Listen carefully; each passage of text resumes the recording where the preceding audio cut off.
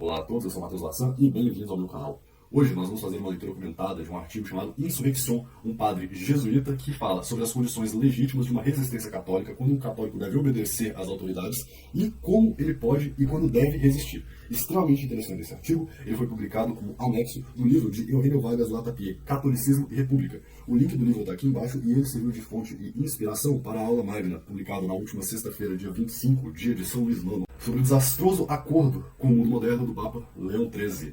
Se você ainda não assistiu essa aula sobre o Hahnemann, aqui na tela deve estar aparecendo um cardzinho para você clicar e poder assistir esse vídeo, tá bom? Conteúdo inédito, é a única análise crítica histórica sobre o Hahnemann e os acontecimentos da França no final do século XIX, não somente em língua portuguesa, mas em todo o mundo nos últimos 10 anos. É isso mesmo. Então, um conteúdo inédito para vocês. Espero que vocês gostem bastante. Leitura comentada hoje. O artigo para vocês lerem vai estar aqui na descrição. Esse artigo foi traduzido pelo Arthur Godoy, revisado pelo João Pedro Lozano e o Arthur Bisotto. Então, sem mais demoras, vamos ao artigo. Uma opinião teológica de uma magnífica obra de apologética católica que, sem hipérbole, pode ser qualificada como monumental. É retirado este artigo intitulado Insurrection, que serve como complemento ao que é exposto neste volume. No volume ele quer dizer no livro Catolicismo e República. E esclarece à luz da mais pura doutrina o que a alguns possa parecer obscuro ou inspirar alguma dúvida. Seu autor, o reverendo padre de Latalier, jesuíta, é um dos teólogos mais eminentes da companhia e até mesmo da igreja. A doutrina da igreja consagra o poder àquele que realiza algo divino. Consagra aqueles que têm o poder em suas mãos, fazendo-os representantes de Deus e somente de Deus. Por uma consequência lógica, proíbe toda rebelião, toda insurreição contra as autoridades legítimas. Isso é completamente oposto à doutrina revolucionária, formulada na Declaração dos Direitos do Homem e do Cidadão. A insurreição é o mais sagrado dos deveres. Mas, ao proibir a rebelião, a Igreja não estaria abrindo amplamente as portas para os maiores excessos do despotismo e da tirania? É amplamente conhecido que os rejeita, mas não parece aqui muito claro que priva os cidadãos de qualquer meio para se libertarem deles? A resposta deve ser dividida em duas partes, dependendo se considerarmos o que a moral cristã autoriza diante dos abusos de um poder com todos os títulos de legitimidade, ou o que, de forma mais ampla, autoriza quando se trata de um regime que não tem outra autoridade senão a do fato consumado.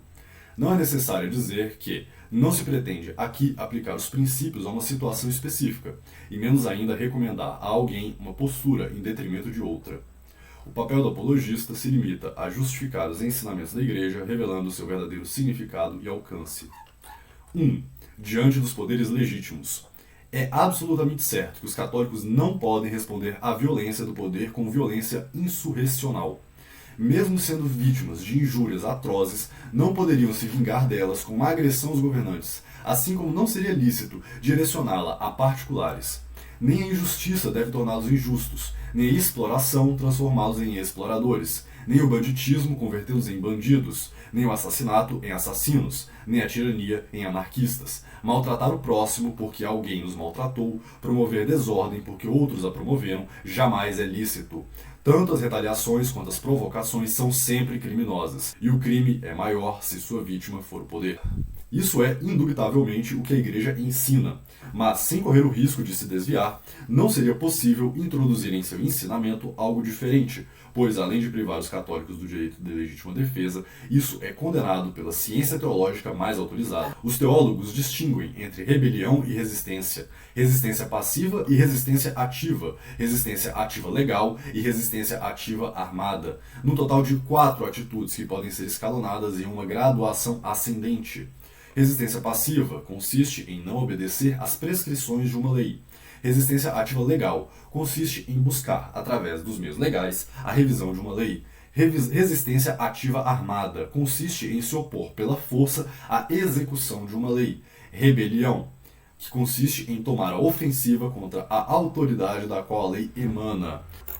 Lembrando, pessoal, aqui ele está falando o que fazer contra um poder legítimo que começa a exercer tirania. Ou seja, um rei católico que começa a fazer coisas ruins contra os seus súditos. Ele não está falando aqui de alguém intrinsecamente ilegítimo, de alguém não católico que não tem a fé católica, tá bom? E aí ele faz a diferenciação entre resistência passiva, que é você fazer uma desobediência civil, resistência ativa legal, que seria através de PECs, CPIs, habeas corpus e coisas do gênero, derrubar uma lei, alguma coisa dessa natureza. Uma resistência ativa armada, que seria usar de violência para sua proteção. mas uma violência defensiva e não agressiva. Entenderam a situação? Alguém vem com armas até a minha casa, eu expulso essa pessoa com armas, com as minhas armas. Mas eu não vou até a casa dela prendê-la. Entenderam a diferença? É isso que ele está dizendo. Rebelião. Rebelião seria ir até a casa da pessoa, ir lá e derrubar o poder. Não é isso que ele está propondo. Contra o poder legítimo. Então, continuando. A última atitude, a rebelião, está sempre proibida. A primeira é sempre obrigatória diante de uma lei que prescreva atos contrários à consciência. A segunda é sempre permitida. Resta a terceira, que levanta um problema. Em que casos é permitida? Agora, ele vai colocar aqui a opinião de alguns teólogos, vai dar um contexto geral, e aí vai dar a opinião dele, tá certo? Solução negativa. Bossuet responde, nunca. Solução negativa. Bossuet responde, nunca. Frente à violência dos príncipes, os súditos não podem opor mais do que observações respeitosas, sem tumultos ou agitações, e preces por sua conversão. Opinião de Bossuet. Observações desrespeitosas e cheias de acrimônia são o começo de uma sedição intolerável. Quando digo que essas observações devem ser respeitosas, quero dizer que elas sejam de fato respeitosas e não apenas em aparência. Eis uma doutrina verdadeiramente santa, digna de Jesus Cristo e de seus discípulos. Certamente aquela que desfrutou de mais crédito na França desde Luís XIV. Sem dúvida, Napoleão também a preferia. Em um curso de filosofia publicado sob a autoridade do cardeal Fesch em 1810, cujo terceiro volume é encabeçado por esta nota. Esta edição é a única ensinada nas principais dioceses da França. Lê-se o seguinte: mesmo que o príncipe seja um tirano cruel, mesmo que ele seja o mais encarniçado inimigo da verdadeira religião, ninguém tem o direito de abandonar seu partido. Ofender com palavras ou ações a augusta pessoa do soberano seria uma espécie de sacrilégio. A opinião que era comumente ensinada na França do século XIX, tá certo? No século XIX, o professor que exerceu influência considerável no ensino de muitos de nossos seminários, o sulpiciano Carrier, em seu tratado clássico De Justitia et Iure, em 2 trechos qualifica essa opinião de mais sábia, que é, sobretudo, diz ele, a dos mais modernos, a quem o abuso da doutrina contrária tornou mais prudente. Referência. 2. Solução afirmativa. Nem o abuso condena o uso. Solução. Nem a autoridade de Bossuet deve fazer esquecer a da escolástica. Portanto, ouçamos em Santo Tomás a voz do passado que ecoará tanto entre os teólogos mais modernos quanto entre aqueles do Renascimento e da Idade Média. Santo Tomás revela seu pensamento íntimo em 2 trechos da Suma Teológica. Um deles discutiremos mais adiante, o outro diz o seguinte: o governo tirânico não é justo, uma vez que não está ordenado ao bem público, mas sim ao bem particular do governante, como Aristóteles ensina no livro 3 da Política, capítulo 5, e no livro 8º da Ética, capítulo 10. E assim, a derrubada deste regime não tem a natureza de uma sedição, exceto no caso em que fosse realizada de forma tão desordenada que causasse ao país mais danos do que a própria tirania. O sedicioso é propriamente o tirano, que provoca discórdias e sedições no povo que está sujeito a ele, a fim de poder dominá-lo com mais segurança.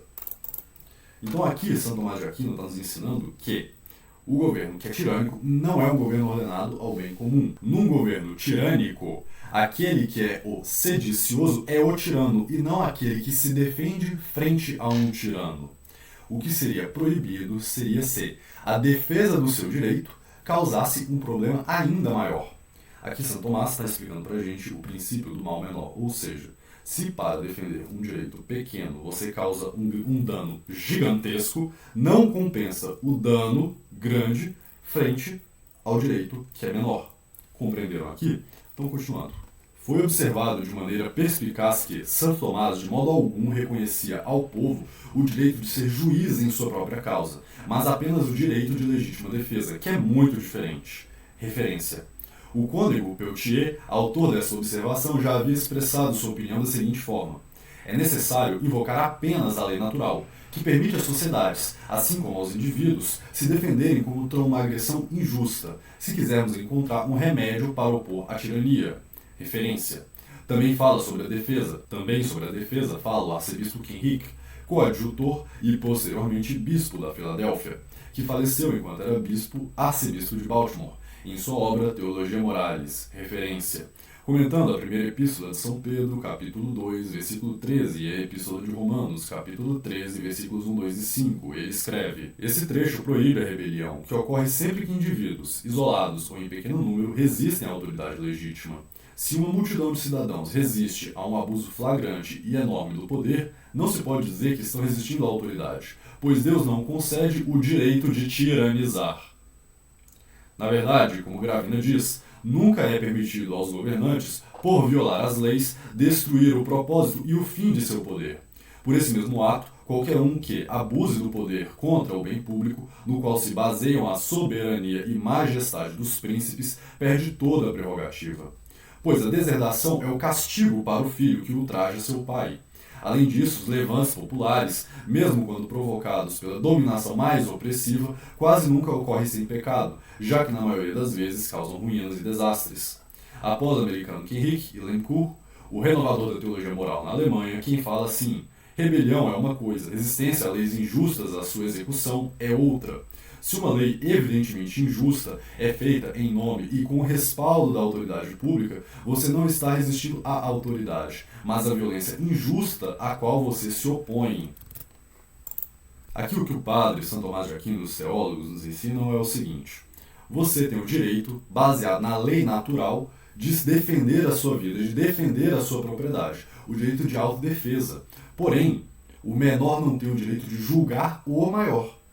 O que você está fazendo não é depondo um tirano e colocando outro em lugar. Isso não é papel da autodefesa frente a um governo católico, frente a um governo legítimo que começa a se tornar tirânico. Estão compreendendo? O que você pode é se defender. Se alguém entrar na tua casa, você espelha esses invasores usando a força e a violência necessária. Se a lei que ele está usando é uma lei injusta, uma lei tirânica, isso não é sedição, isso é autodefesa. E aí os padres estão diferenciando aqui o que é sedição do que é autodefesa baseada em lei natural. Tá claro isso aí? Vamos continuar.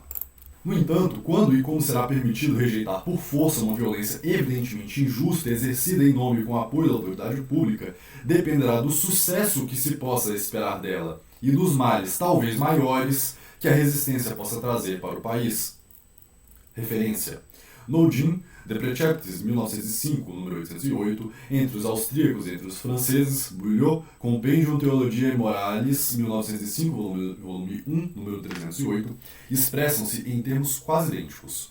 O teólogo belga Jenicot invoca a autoridade de Santo Tomás. Uma coisa é a rebelião, outra é a resistência às leis injustas e à sua execução.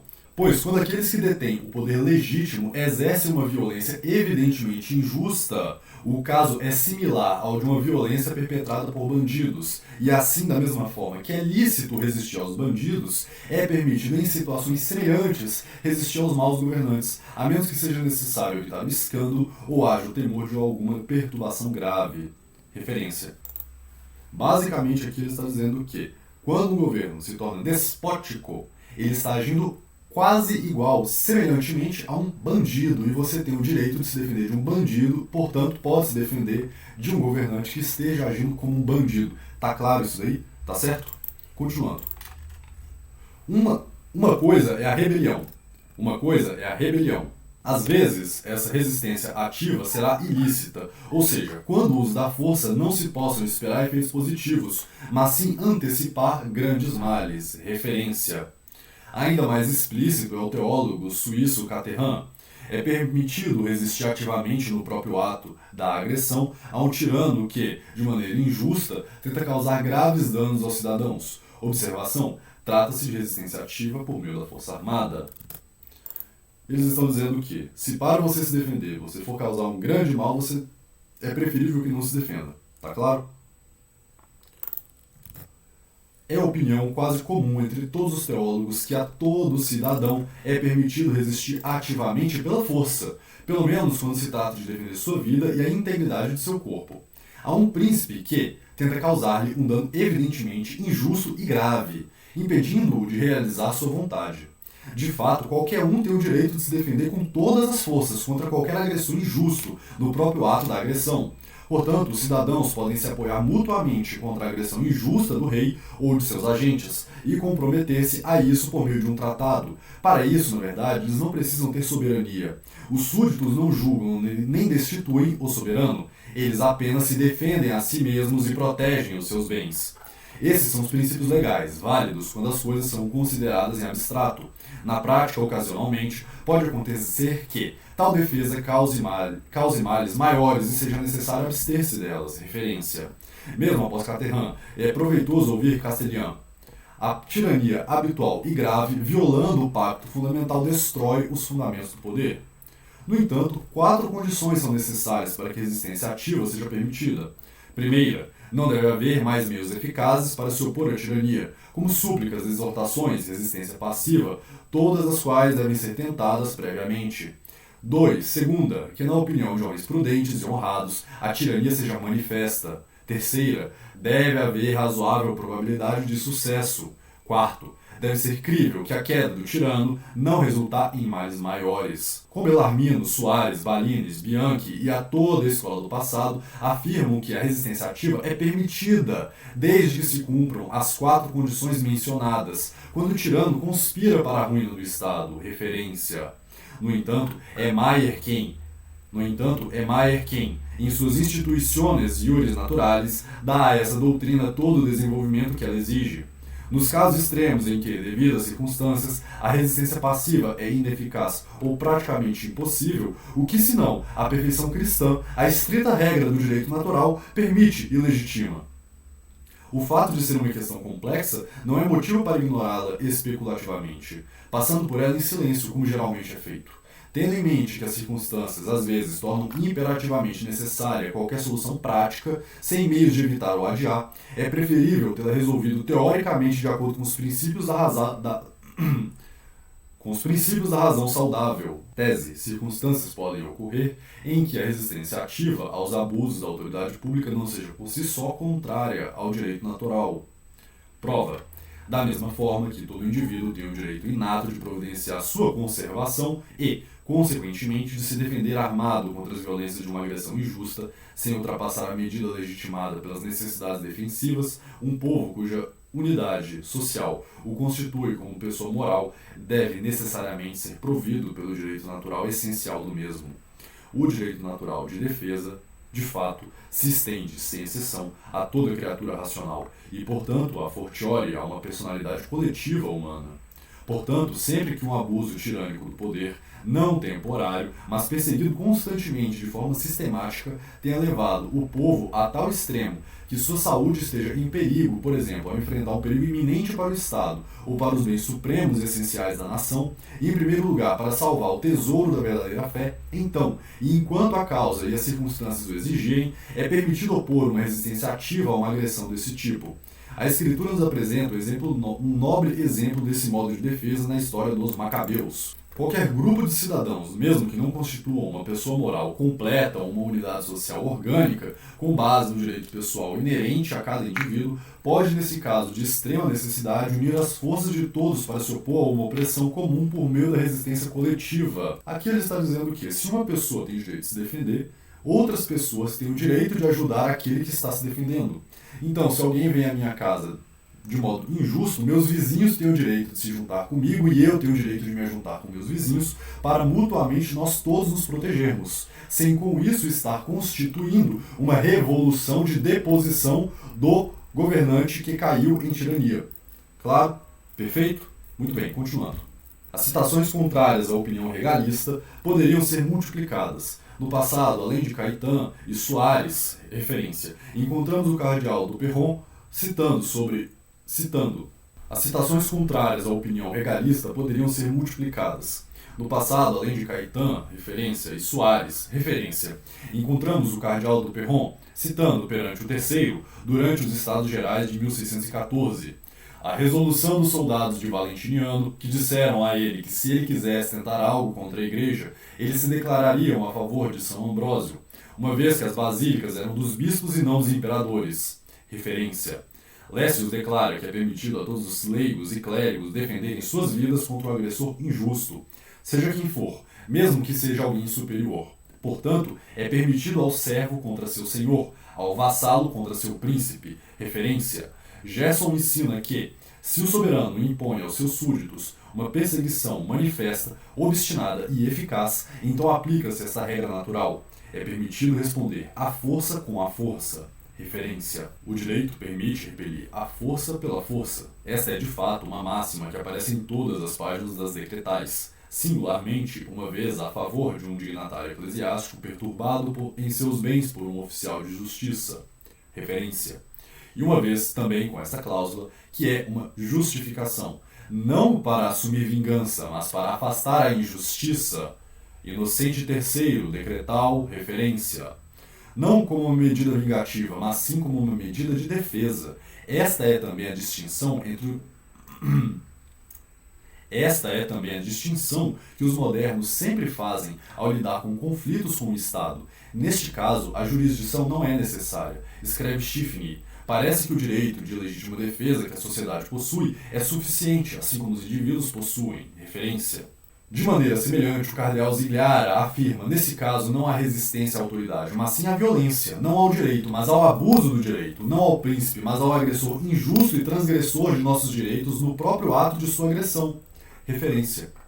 E isso é verdade independentemente do príncipe.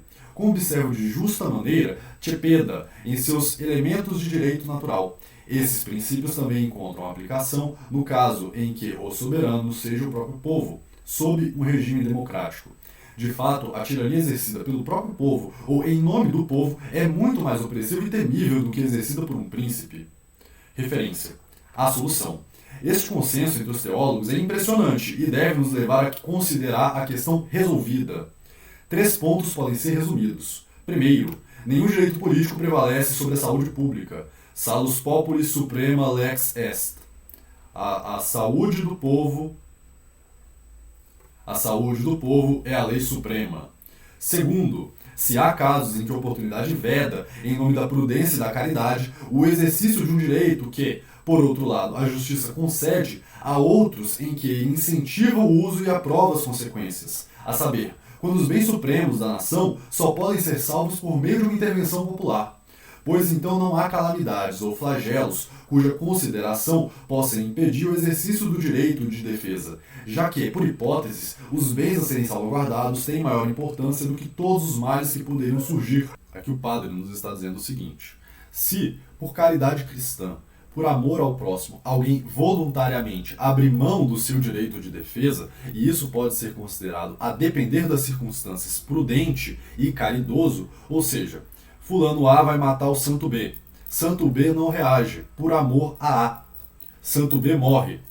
Ora, santo B, que morreu, tinha o direito de reagir, mas não reagiu por amor ao pecador A. Isso é um ato virtuoso. Mas é virtuoso, continua o jesuíta, enquanto ele está dispondo dos próprios bens. Agora, quando ele vai dispor dos bens dos outros, da vida de outras pessoas, da vida dos clérigos, dos bens da Igreja Católica, aí tem que ser considerado que existe a possibilidade, a probabilidade de haver o dever de fazer a resistência.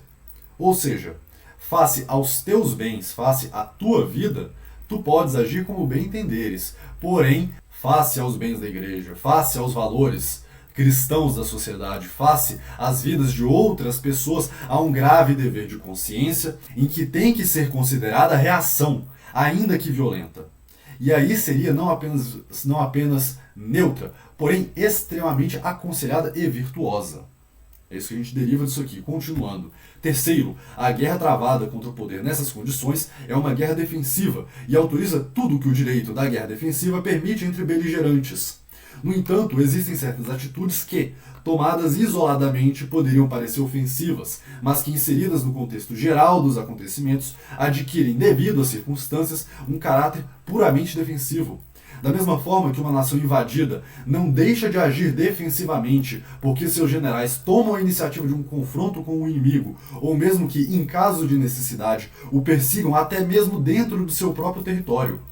Se para o agressor injusto o resultado acaba sendo o mesmo que poderia ter sido o resultado de uma invasão pelo adversário, ele só tem a si mesmo para culpar por isso, não aqueles que fizeram outra coisa se não exercer seu direito, para repelir e desbaratar a ofensiva. Isso também ocorre nos conflitos entre o poder e os súditos. Essa resistência pode, em termos de seus efeitos, não diferir de uma rebelião, embora os súditos não sejam rebeldes. No entanto, o verdadeiro rebelde, o verdadeiro sedicioso, é o tirano armado contra a cidade, derrubado pelo golpe que recebe de volta por meio de uma guerra que ele próprio desencadeou. Muito interessante esse terceiro ponto, ele está dizendo o seguinte: as mesmas regras que se aplicam para uma guerra justa se aplicam entre o poder, entre o governante e os seus súditos, os seus governados. E se, na prática, as ações de uma ação defensiva ou de uma rebelião sejam idênticas, o poder e seus súditos, o governante e seus governados.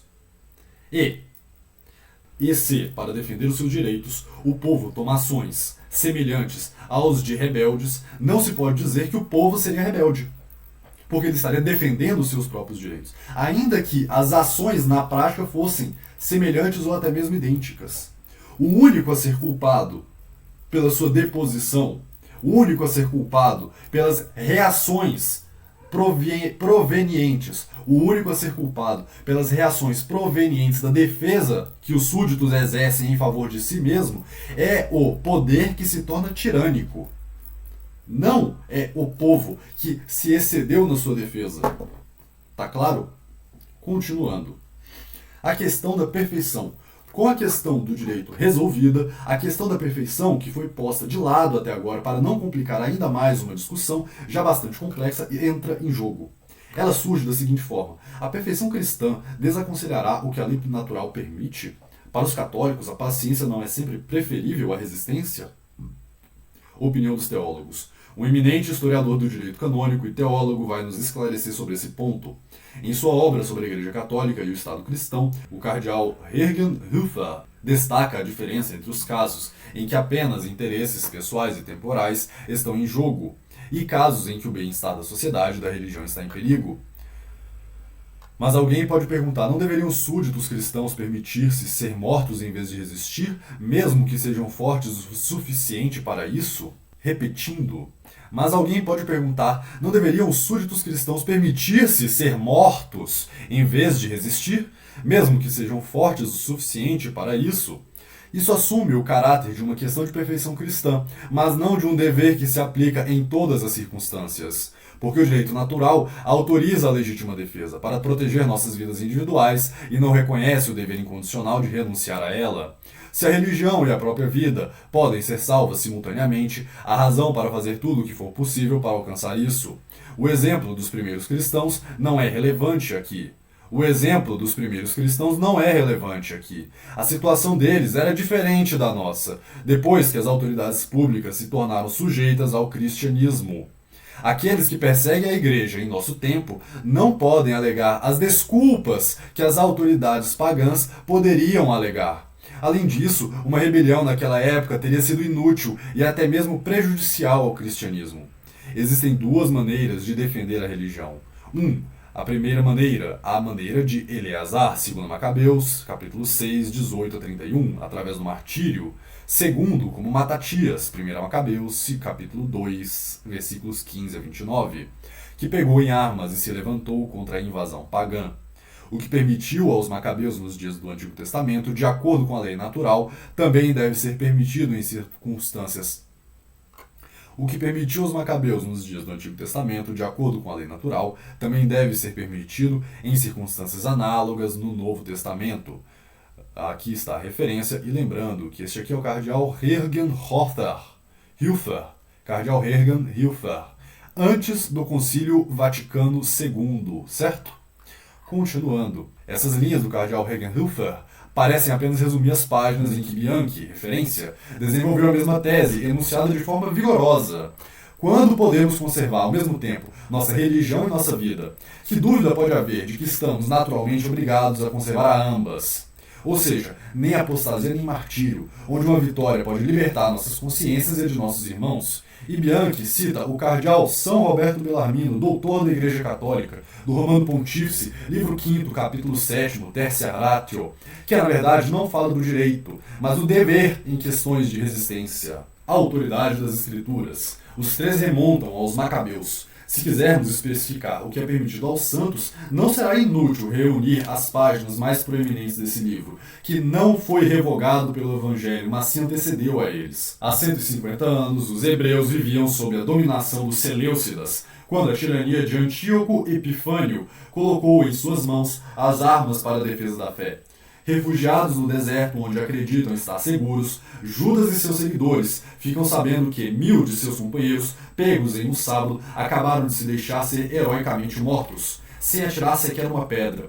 E então disseram uns aos outros: se todos nós nos deixarmos ser mortos como nossos irmãos fizeram, e não lutarmos contra os gentios por nossas vidas e nossas instituições, logo seremos exterminados da face da terra. Portanto, naquele dia tomaram essa resolução: contra quem quer que venha nos atacar em nosso dia de sábado, lutaremos. E Judas disse: lutaremos por nossa vida e por nossa lei. E todos disseram uns aos outros: reúnam os destroços de nosso povo e lutemos pelo nosso povo e pelo nosso templo. Eles lançaram um grito alto ao céu, dizendo: nosso templo foi pisoteado e profanado, e nossos sacerdotes estão humilhados e de luto. Judas lhes disse: preparem-se e estejam prontos para lutar amanhã de manhã contra aqueles gentios reunidos para nos destruir, a nós e ao nosso templo. Pois é melhor morrer com as armas na mão do que ver os males do nosso povo e a profanação de nosso templo. Seja feita a vontade dos céus. E eles entraram em combate, e aquele dia foi um grande dia de salvação para Israel. Comparação com a resistência legal. É importante observar também que, se os princípios da longanimidade evangélica fossem de aplicação universal e incondicional, eles desaconselhariam tanto a resistência legal, judicial ou similar, quanto a resistência armada. A mesma máxima se aplicaria sem restrições tanto ao primeiro quanto ao segundo caso. Não resistais ao malvado, e se alguém te ferir na face direita, oferece-lhe também a outra. E assim também o repreendimento de São Paulo: já é um defeito haver processos entre vós, porque não sofreis antes a injustiça, porque não permiteis ser roubados.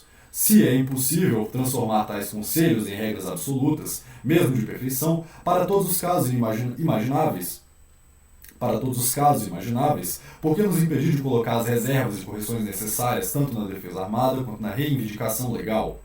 Ambas as coisas devem ser aplicadas, mantendo as devidas proporções, de acordo com as judiciosas distinções que o cardeal Perrot formulou com muita precisão em uma instrução pastoral escrita em 1880, sobre as circunstâncias em que os católicos têm o direito e o dever de se defender.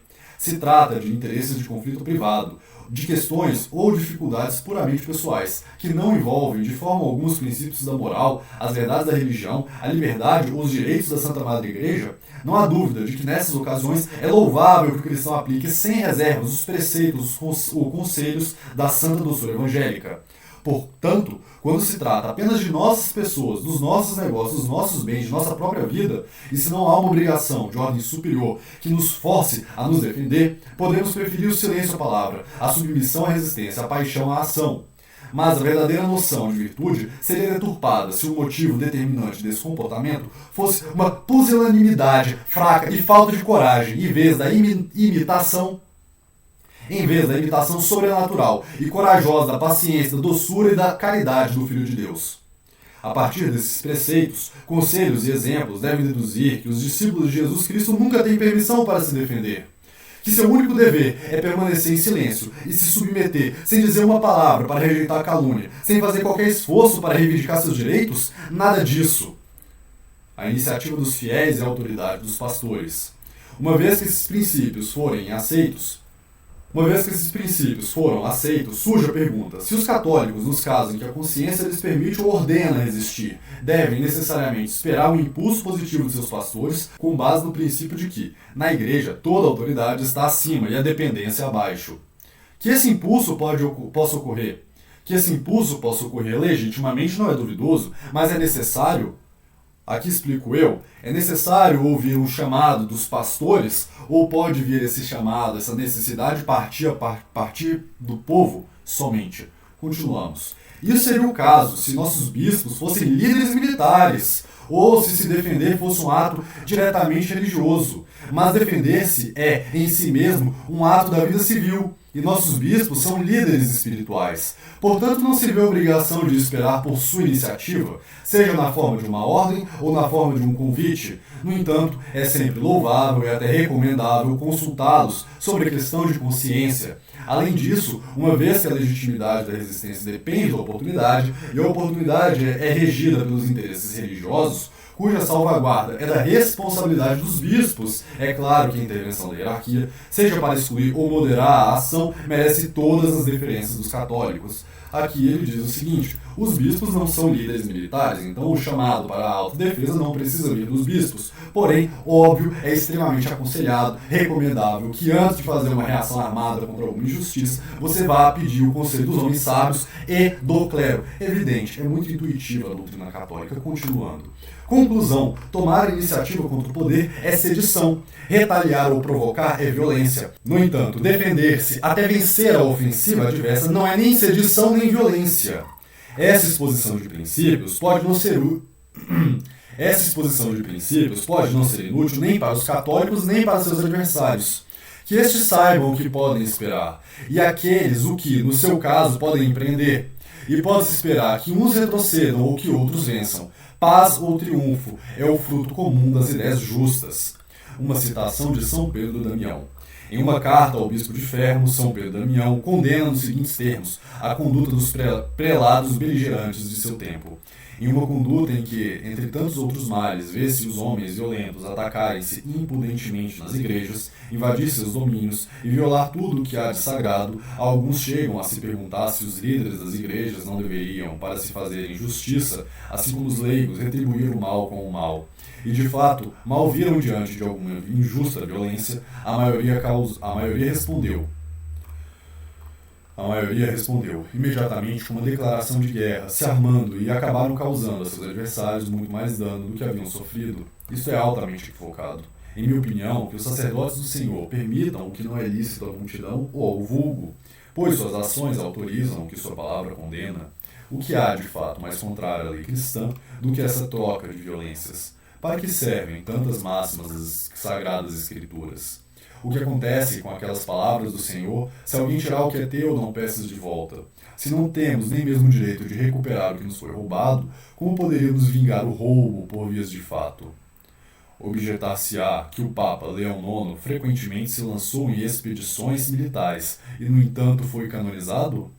Então eu direi o que penso. Se São Pedro é o príncipe dos apóstolos, não é por ter negado a Cristo. E se Davi foi profeta, não é por ter sido adúltero. Bossuet, em sua Defensio Clero Gallicani, livro 2, capítulo 8, não deixou de mencionar esse documento, que a propósito é uma questão difícil para os teólogos, porque o santo parece deduzir conclusões nitidamente galicanas de seus princípios. Aqui, para explicar mais ou menos o que aconteceu, São Pedro Damião escreveu uma carta dizendo: ora, mas por que os católicos estão se defendendo? Será que não é melhor dar outra face, deixar roubar, deixar levar a capa e os demais bens? Aí Bossuet escreve o seguinte: se São Pedro é o príncipe dos apóstolos, não é porque ele negou. Se Davi é santo, não é porque ele adulterou. Ou seja, quem é santo pelos seus acertos e não pelos seus erros. Essa aí é a opinião de Bossuet no seu livro, tá bom? Então, continuando aqui para a gente já caminhar para a conclusão. Assim, Barônio não hesitou em escrever que a carta ao bispo de Fermo está em plena oposição aos dogmas católicos. Referência. Outros mais benevolentes, como Beneditino Constantino Caetano, referência, preferem enxergar ali apenas exagerações retóricas e avaliações simples de fato sem pretensão doutrinal. Quanto ao ponto em questão, não se poderia pensar que o santo se referia mais às represálias do que à resistência a uma agressão injusta. Ele menciona, de fato, o que não é lícito nem mesmo aos leigos. Fala em fazer justiça, retribuir o mal com o mal, vingar a injúria recebida. Expressões todas que pressupõem uma medida vindicativa, ad sumedam vindictam, e não uma medida simplesmente defensiva, ad iuriam propulsandam. Quanto à brincadeira relativa a São Leão IX, se não a ignorarmos, ela nos autorizaria a dizer que São Pedro Damião é doutor da Igreja, não é precisamente por causa desta página. Então, reforçando, tá bom? Ele está mostrando assim que usam frequentemente essa carta de São Pedro Damião aí como argumento para a passividade total do rebanho católico, e ele apresentou fortes e muitas objeções a essa carta. Beleza? Concluindo. Beleza? Pessoal, tudo que a gente viu até aqui, ele está se referindo aos governantes católicos que se tornaram tiranos, ou seja, governos legítimos com atos injustos. Agora nós vamos ver o que é que ele diz sobre os governos ilegítimos, sobre os governos intrinsecamente maus, aos governos do anticristo, tá bom? Continuemos. A Igreja prega a subordinação aos poderes estabelecidos, ainda que desprovidos dessa legitimidade, a qual distingue entre os governos de direito dos governos de fato. No entanto, não os coloca no mesmo nível destes. Quando lida com eles, e mesmo quando os reconhece na prática, indicando a necessidade de submeter a eles e aceitá-los pelo que são, de modo algum lhes reconhece um título de legitimidade que lhes falta. Essa é a doutrina constante da Sé Apostólica. Essa é a doutrina constante da Sé Apostólica, relembrada durante o pontificado de Leão XIII por uma carta do cardeal secretário do Estado ao bispo de Saint-Flour. Mesmo quando lida com eles, mesmo quando lida com eles e mesmo quando se reconhece na prática, indicando a necessidade de se submeter a eles e aceitá-los pelo que são, de modo algum lhes reconhece um título de legitimidade que lhes falta. Essa é a doutrina constante da Sé Apostólica, relembrada durante o pontificado de Leão XIII por uma carta do cardeal secretário de Estado ao bispo de Saint-Flour, datada de 28 de novembro de 1890, na qual, referindo-se à França, especificou que os direitos dos pretendentes, se houvessem direitos, permaneceriam reservados, em quaisquer que fossem as circunstâncias. A Igreja, dizia o cardeal Rampolla, ao reconhecer indiferentemente todos os poderes de fato, monárquicos ou republicanos, não pretende com isso de forma alguma revogar os direitos que possam pertencer a terceiros, como sabiamente declarou Gregório XVI na carta Solicitudo de 7 de agosto de 1831. Eu tô lendo aqui, pessoal, com um pouco até de risada, tá? Porque quem assistiu aí a nossa última aula sabe muito bem o que eu penso do Hahnemann, dessa situação aí que o cardeal Rampolla, esse cardeal aí terrível para a Igreja Católica, e de tudo mais. Mas o que é bem engraçado é que mesmo Rampolla vai dizer que aquele governo que usurpa o governo legítimo não tira o direito do usurpado. Até o Rampolla sabia disso. O Rampolla sabia que quem é o usurpado não perde o seu direito. Veja que coisa cômica, engraçada para dizer o mínimo, tá bom? Nessa carta Solicitudo, de fato, emitida no dia seguinte à Revolução de Julho, Gregório XVI renovava uma Constituição de Clemente V, ratificada por João XXII, Pio VII, VI, IV e Clemente XI, em cujos termos se faz entender que, de uma vez por todas, que no pensamento da Igreja, o reconhecimento oficial daqueles que presidem de alguma forma a coisa pública não implica, confere ou aprova nenhum direito. Ai, nem pode e nem deve acarretar prejuízo algum aos direitos, privilégios ou patronatos dos outros. E que daí não se pode deduzir nenhum argumento de perda ou mudança. Declaramos, decretamos e ordenamos, acrescenta o Papa, que essa condição de salvaguarda dos direitos das partes deve ser considerada como acrescentada às atas desta natureza. Ou seja, repetindo aqui para ficar bem claro, viu, pessoal? O reconhecimento, Papa Gregório XVI, certo? Repetindo o ensinamento perene da Igreja Católica. O reconhecimento oficial daqueles que presidem, de alguma forma, a coisa pública, não confere ou aprova nenhum direito. Nem pode e nem deve acarretar prejuízo algum aos direitos, privilégios ou patronato dos outros, ou seja, dos usurpados. E daí não se pode deduzir argumento de perda ou mudança. Puxa, que interessante, né? Que curioso, o Papa Gregório XVI dizendo isso, mas a gente vai continuar. O reconhecimento dos poderes estabelecidos não implica necessariamente o reconhecimento de sua legitimidade, nem por parte da Igreja e nem por parte dos fiéis. Estes podem manter sua fé em relação a outros governantes sem deixar de cumprir seus deveres para com os poderes constituídos. Então, o que lhes é devido? Com relação ao governo de fato, a doutrina católica reconhece 3 tipos de deveres que constituem o que ela chama de aceitação do governo de fato como tal. Primeiro, obediência às leis justas. Segundo, contribuição para o bem público. Terceiro, colaboração com a obra governamental, com a dupla reserva da consciência das conveniências. Esses são os 3 tipos de deveres que incumbem, por exemplo, aos católicos italianos em relação à dinastia de Saboia, aos alsacianos lorraneses, aos alsacianos lorraneses com a dominação germânica, aos nacionalistas irlandeses em relação ao governo de Londres, aos poloneses quanto ao rei da Prússia ou ao imperador da Rússia. Esses deveres não impedem os católicos de se dedicarem à restauração do governo de direito, mesmo por um golpe de força, desde que esse golpe de força conte com a conformidade do príncipe legítimo e tenha sérias probabilidades de sucesso. Com muito mais razão, eles são compatíveis com o exercício dos meios legais. Aqui, pessoal, ele está dizendo o seguinte: